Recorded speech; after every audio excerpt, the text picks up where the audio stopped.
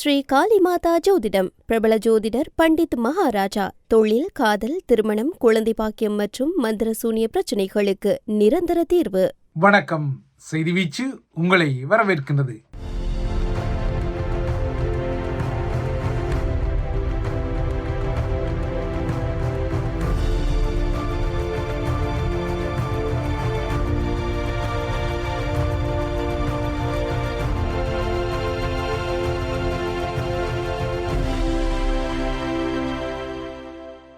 இன்றைய செய்தி வீச்சிலும் நீங்கள் எதிர்பார்ப்பது போலவே முதலில் தமிழகத்தின் பரபரப்பு, அரசியல் சூழல், தடதடப்பு எல்லாவற்றையும் தழுவி ஒரு பதிவு காத்திருக்கின்றது. அதன் பின்னர் இலங்கை மற்றும் உலக நிலவரங்கள், குறிப்பாக பிரித்தானியாவில் இடம்பெற்ற உள்ளூராட்சி தேர்தலில் ஈழத்தமிழ் பூர்வீக வேட்பாளர்களும் வெற்றி பெற்ற நிலையில் அந்த விடயங்கள் எல்லாம் காத்திருக்கின்றன. முதலில் தமிழகம் பக்கம் பார்வை திருப்பலாம். தமிழகத்தின் தேர்தல் முடிவு வெளிப்பட்ட அதே நாளில் தேர்தல் முடிவு வெளிப்பட்ட மேற்கு வங்கத்தின் புதிய முதலமைச்சராக சுவேந்து அதிகாரி இன்று முற்பகல் பதவியேற்றும் விட்டார். கடந்த சில வாரங்களுக்கு முன்னர் வரை தமிழக ஆளுநராக இருந்து தமிழகத்துக்கு பெரும் அரசியல் குடைச்சலை கொடுத்த RN ரவி இப்போது மேற்கு வங்க ஆளுநராக பொறுப்பில் இருப்பதால் இன்று இந்த பதவியேற்பு அவரது பிரசன்னத்துடன் நடந்தது. பிரதமர் நரேந்திர மோடி, உள்துறை அமைச்சர் அமித்ஷா ஆகியோருடன் பாஜக ஆட்சி செய்யும் மாநிலங்களின் முதல்வர்கள் பங்கேற்க சுவேந்தி அதிகாரி கொல்கத்தாவில் இந்த பதவியேற்பு நிகழ்வை செய்தார். 15 ஆண்டுகால மம்தா பானர்ஜியின் திரிணாமுல் காங்கிரசின் ஆட்சி முடிவுக்கு வந்து பாஜக மேற்கு வங்கத்தில் அபாரமான ஒரு வெற்றியை பெற்ற நிலையில் புதிய ஆட்சி உருவாகியுள்ளது. ஆனால் தமிழகத்தை பொறுத்தவரை அதன் சட்டப்பேரவை தேர்தல் முடிவுகள் வெளியாகி அதன் அரசியல் சூழல் என்ற இருண்ட குழியை பயணம் கடந்த 4 நாட்களாக பரபரப்பாக தொடரும் நிலையில் புதிய முதல்வராக விஜய் எதிர்வரும் 24 மணி நேரத்தில் பதவி ஏற்கக்கூடும் என்ற புதிய ஊகங்கள், பெரும் நம்பிக்கை வைப்புகள், எதிர்பார்ப்புகளுடன் தமிழகத்தின் பரபரப்பு மே 9ஆம் தேதியன்று காலை முதல் தொடர்ந்தது. இதுவாரோ நாளை 10ஆம் தேதியுடன் தமிழக சட்டப்பேரவையின் தற்போதைய ஆட்சி காலம் முடிவுக்கு வருவதால் நாளை மறுதினத்துக்குள் மக்களால் தெரிவு செய்யப்பட்ட ஆட்சி தமிழகத்தில் உருவாக்கப்படாமல் விட்டால் அங்கு ஆளுநர் ஆட்சி அமையக்கூடும் என்ற ஊகங்கள் வலுத்து வருகின்றன. இதனால் இந்த நிலையை தடுப்பதற்காவது வேற்றுமையில் ஒற்றுமை கண்டு தனிப்பெரும் கட்சியாக அதிக இடங்களை வென்ற தமிழக வெற்றி கழகத்துக்கு, அதாவது விஜய் தரப்புக்கு அனைவரும் ஆதரவை வழங்க வேண்டும் என தமிழக இடதுசாரிகளும் ஏனைய கட்சிகளும் இப்போது கோரிக்கை விடுத்துள்ள நிலையில் விடுதலை சிறுத்தைகளின் கட்சியின் முடிவு இப்போது பலமாக எதிர்பார்க்கப்படுகிறது. இந்த பதிவு பதியப்படும் வேளை வரை அந்த முடிவு வெளிப்படவில்லை என்றாலும் எந்த நேரத்திலும் விடுதலை சிறுத்தைகள் கட்சியின் தலைவரின் முடிவு வெளிப்படக்கூடும். அது விஜய்க்கு சாதகமாக வெளிப்படக்கூடும் என எதிர்பார்க்கப்படுகிறது. விடுதலை சிறுத்தைகள் கட்சியின் தலைவர் தொல் திருமாவளவுடன் தமிழக வெற்றிக் கழகம் நேற்று பேச்சுவார்த்தை நடத்தியது. அதன் பின்னர் இடதுசாரி தலைவர்கள் மற்றும் திமுக தலைவர் ஸ்டாலினுடன் திருமாவளவன் ஆலோசனை நடத்திய பின்னர் விஜய் ஆட்சிக்கு தவைகா பச்சை கொடி காட்டுவது தொடர்பான முடிவு இன்று காலை வெளிப்படும் என திருமாவளவனுமே சொல்லிக் கொண்டார். ஆனால் இந்த பதிவு பதியப்பட்ட நேரம் இந்தியாவின் உள்ளூர் நேரம் மதியமாகிய நிலையிலும் திருமாவளவன் தனது முடிவை அறிவிக்கவில்லை. எந்த நேரமும் அவரது முடிவு வரலாம் என்ற நிலைதான் இப்போதைக்கு இருக்கின்றது. இந்த பின்னணியில் நேற்றிரவு தனது வேளாச்சேரி இல்லத்திற்கு செல்லாமல் விடுதியில் தங்கியிருந்த திருமாவளவன் இந்த பதிவு பதியப்படும் போது வரை வெளியே தலை காட்டவில்லை. எனினும் சென்னையில் விடுதலை சிறுத்தைகள் கட்சியின் பணியகத்திற்கு புதிய இருக்கைகள் கொண்டுவரப்பட்டு தொண்டர்கள் அதிக அளவில் இப்போது குவிந்திருப்பதால் எந்த வேளையிலும் திருமாவளவனின் முடிவு அறிவிக்கப்படும் என எதிர்பார்க்கப்படுகின்றது.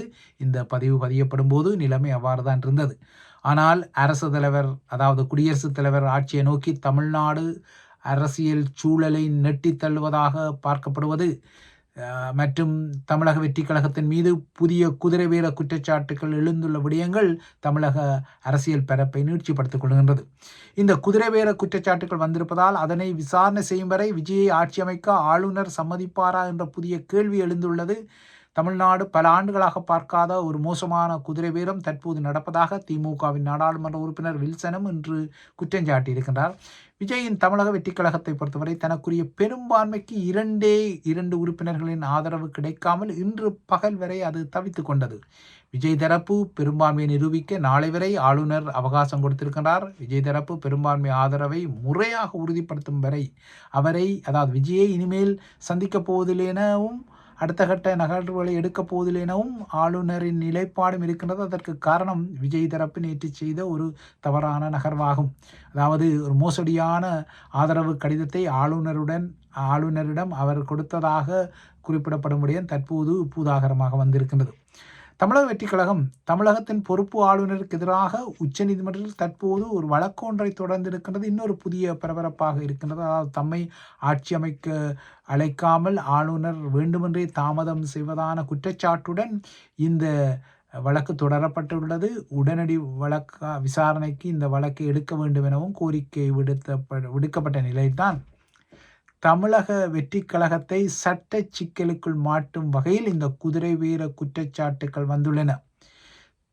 தினகரனின் அம்மா மக்கள் முன்னேற்ற கழகத்தின் ஒரே ஒரு எம்எல்ஏயாக மன்னார்குடி காமராஜ் இருக்கின்றார்.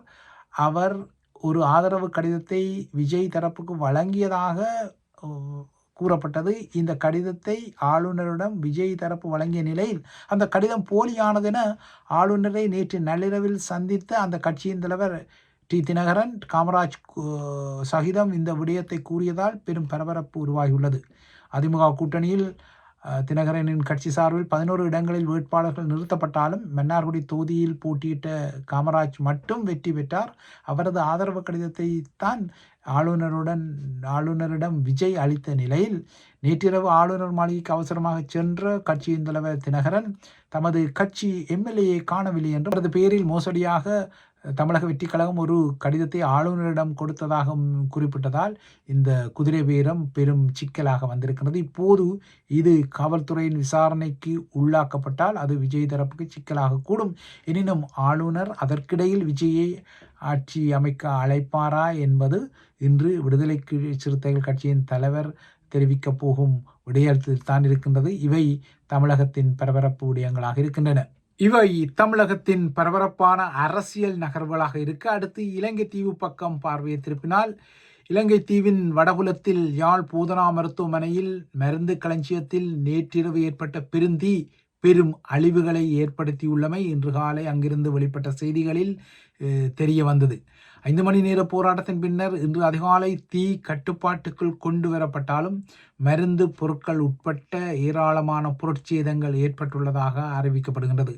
யாழ்ப்பாணத்தில் ஏற்பட்ட இந்த பெரும் தீ விபத்து செய்திக்கு மத்தியில் ஸ்ரீலங்காவில் தீபோல பற்றி பிடிக்கும் சில பரபரப்பான செய்திகளும் இருக்கத்தான் செய்தன. அதில் ஒரு முக்கிய செய்தியாக ஸ்ரீலங்காவின் உயரிய பௌத்த பிக்குகளில் ஒருவராக கருதப்படும் வல்லேகம ஹேமரத்ன தேரர் 15 வயதான சிறுமியை பாலியல் வன்கொடுமை செய்த குற்ற சந்தேகத்தில் இன்று காலை கைது செய்யப்பட்ட சம்பவம் தீபோல பரவும் ஒரு செய்தியாக மாறியிருந்தது. ஏற்கனவே 20க்கும் மேற்பட்ட பௌத்த பிக்குகள், இளம் பிக்குகள் தாய்லாந்திலிருந்து இலங்கைக்குள் கிலோ கணக்கில் போதைப் பொருள் கடத்தலை செய்து விமான நிலையத்தில் மாட்டுப்பட்ட நிலையில் அதற்கு அடுத்ததாக இந்த செய்தியும் ஸ்ரீலங்கா பௌத்த பீடங்களை உலுக்கும் வகையில் வந்திருக்கின்றது. அதுவும் அனுராதபுரத்தில் உள்ள அட்டமஸ்தான பீடங்கள் எனப்படும் ஸ்ரீ மகாபோதி, அதாவது அனுராதபுரத்தின் வெள்ளரசு மரக்கிளை, புனித வெள்ளரசு மரக்கிளை உட்பட்ட பல பௌத்த புனித எச்சங்கள் இருக்கக்கூடிய ஸ்ரீ மகாபோதி உட்பட 8 புனித தலங்களுக்கு பொறுப்பான வல்லேகம ஹேமரத்ன தேரர் தான் கைது செய்யப்பட்டிருக்கின்றார். ஸ்ரீலங்கா பௌத்த பீடங்களில் ஒரு மூத்த தலைவராகவும் வடக்கு மற்றும் மத்திய பிராந்தியங்களின் பிரதான சங்க நாயக்கராகவும் இவர் இருக்கின்றார். இவர் தான் இப்போது கைது செய்யப்பட்டிருக்கின்றார். அனுராதபுரம் நீதவான் நீதிமன்றம் நேற்று இவருக்கு கைது ஆணையை பிறப்பித்த நிலையில் இன்று காலை அவர் கைது செய்யப்பட்டிருக்கின்றார். அரசியல்வாதிகள் போல இவரும் தனது கைது நகர்வை தடுக்க கொழும்பில் உள்ள ஒரு தனியார் மருத்துவமனையின் அவசர சிகிச்சை பிரிவில் சிகிச்சை என்ற பெயரில் இந்த கைதை தடுக்க தங்கி இருந்தாலும் அவர் கைது செய்யப்பட்டிருக்கின்றார். தற்போது இந்த பாலியல் வன்கொடுமை சம்பவம் தொடர்பாக அவர் கைது செய்யப்பட்டுள்ள நிலையில் இந்த பாலியல் வன்கொடுமைக்கு ஆளான சிறுமியின் தாய் உட்பட்ட 3 கைது செய்யப்பட்டிருக்கின்றனர். நேற்று நீதிமன்றத்தில் முன்னிலைப்படுத்தப்பட்ட சிறுமியின் தாயாரை எதிர்வரும் 15ஆம் தேதி வரை விளக்கமறியல் வைக்குமாறு நீதிபதி உத்தரவிட்டுள்ளார். நித்தம்புவ பகுதியில் உள்ள இந்த 15 வயது சிறுமியை அவரது தாய்க்கு பணத்தை செலுத்தி அந்த சிறுமியை கொள்வனவு செய்து அவரை தனது பாலியல் துன்புறுத்தல்களுக்கு குறித்த தேரர் பயன்படுத்தியதான குற்றச்சாட்டு பரபரப்பான ஒரு குற்றச்சாட்டாக இருக்கின்றது.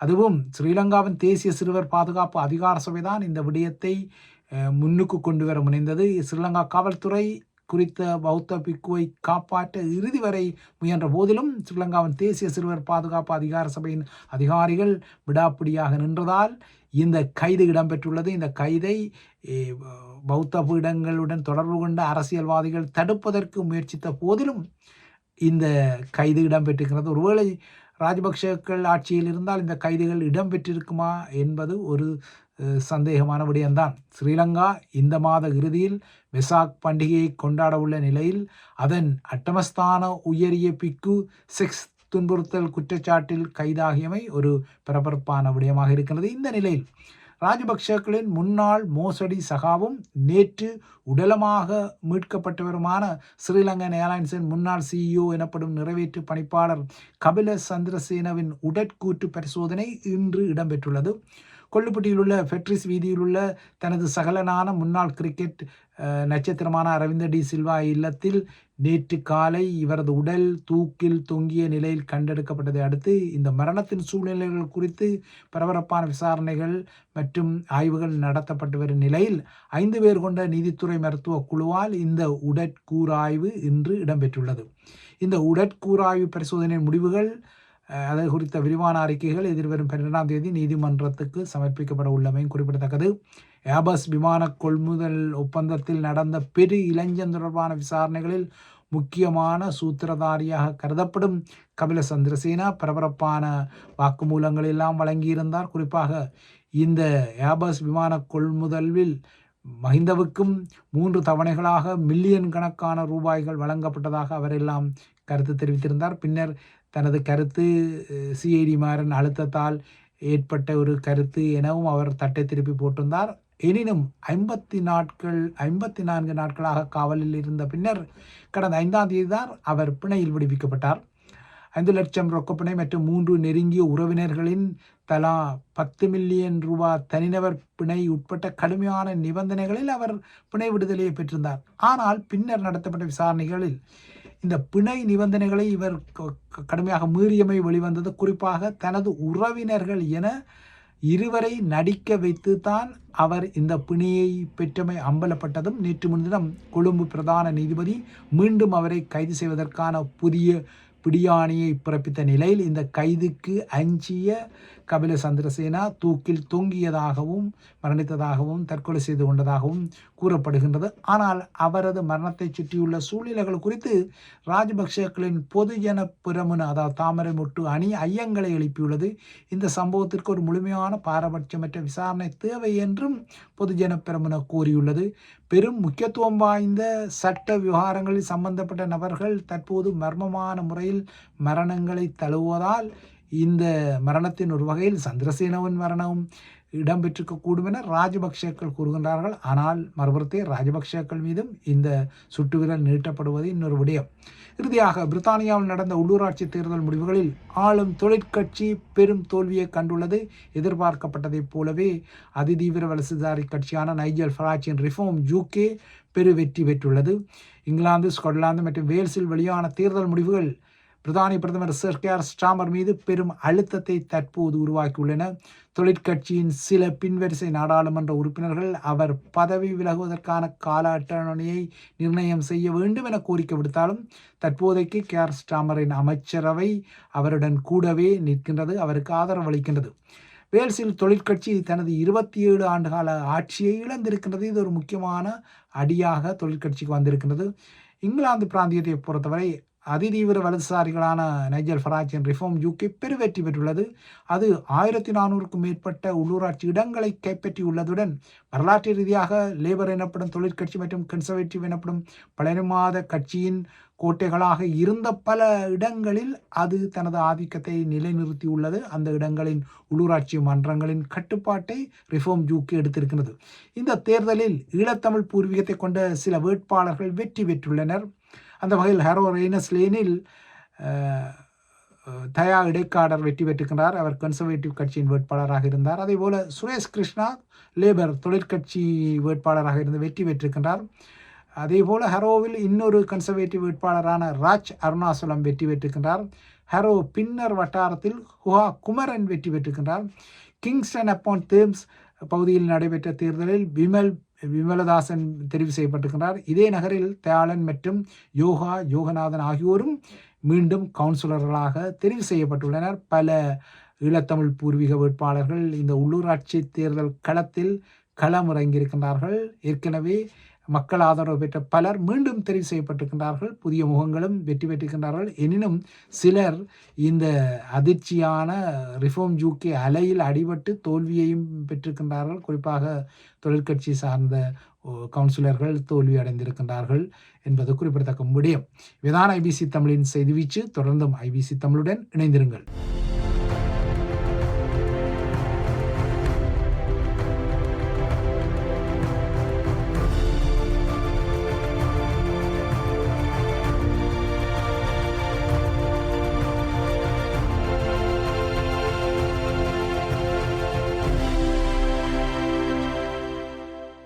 ஸ்ரீ காளிமாதா ஜோதிடம் பிரபல ஜோதிடர் பண்டித் மகாராஜா. தொழில், காதல், திருமணம், குழந்தை பாக்கியம் மற்றும் மந்திர சூனிய பிரச்சினைகளுக்கு நிரந்தர தீர்வு.